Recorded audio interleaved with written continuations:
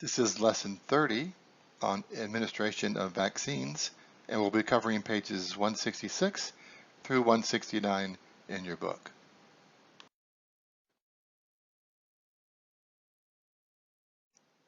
Okay, starting on page 166, let's talk about the Florida rules for administration of vaccines and immunizations.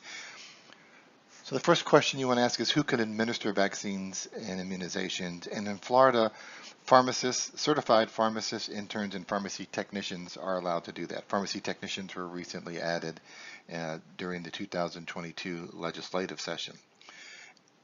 There must be a protocol with a supervising physician between the supervising physician and the pharmacist. So it's not the pharmacy that has the protocol. It's actually an individual pharmacist who has the protocol with the supervising physician. And an individual pharmacist cannot enter into a protocol with a physician without approval from the pharmacy's owner.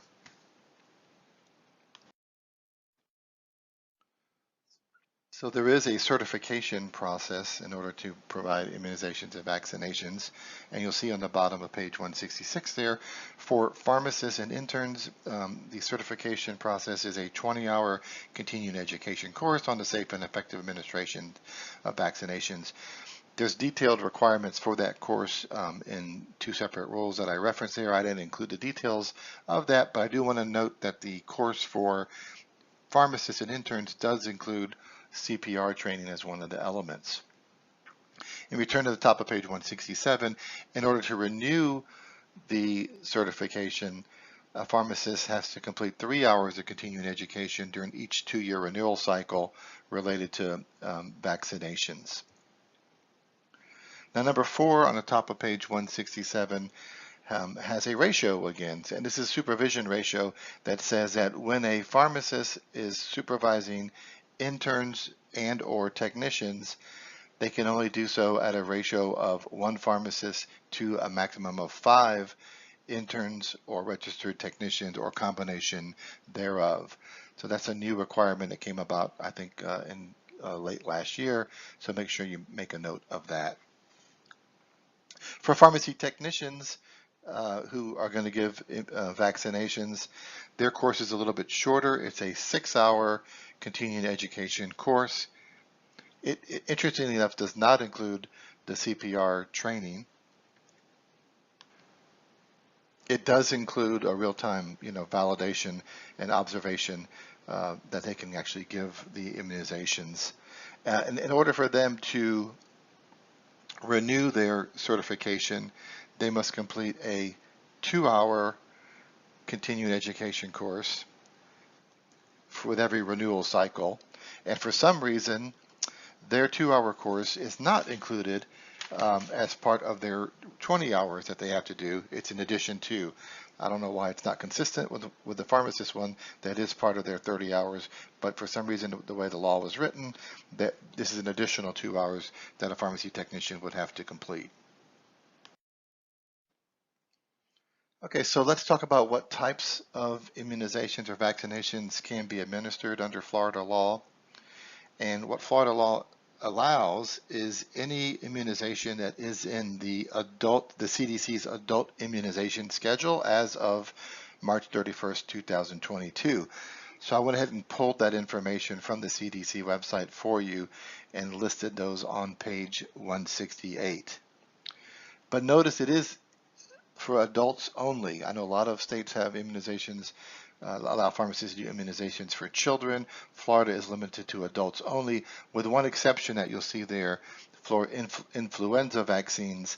Pharmacists, and only pharmacists, not interns, not technicians, can give flu shots to individuals 7 years of age or older. All the other immunizations are limited to adults.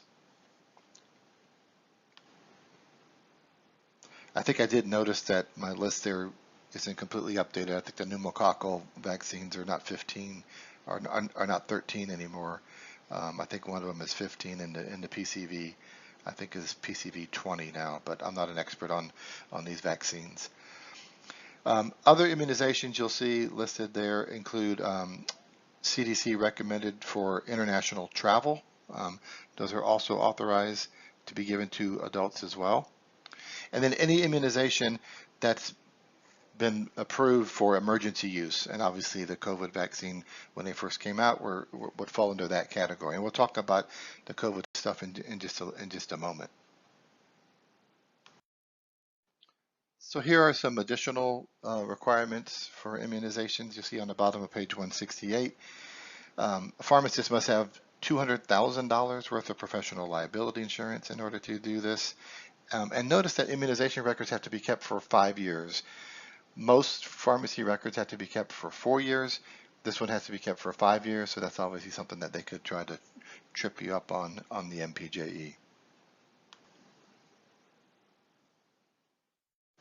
The study tip on the top of page 169 just tells you that remember that the protocol to do immunizations is between a pharmacist and a supervising physician.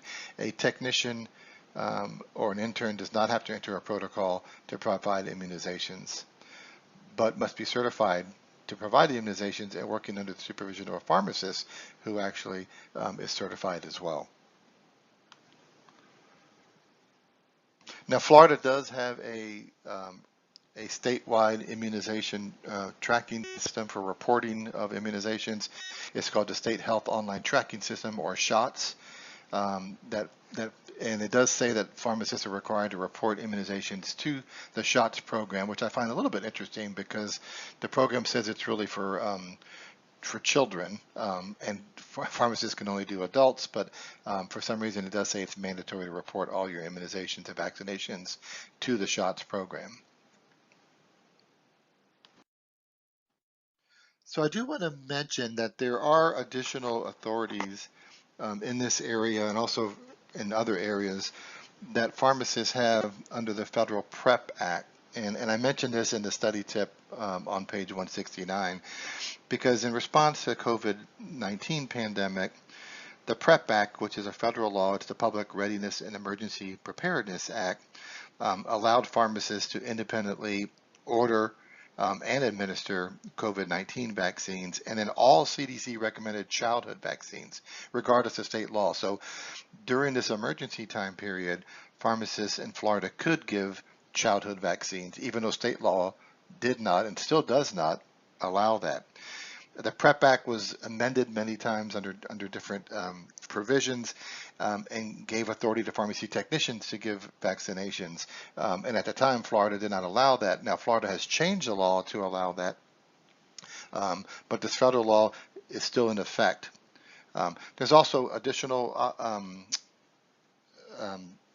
opportunities for pharmacists to do things like administer point-of-care tests, to even prescribe and administer COVID-19 therapeutics, although there's some issues with that.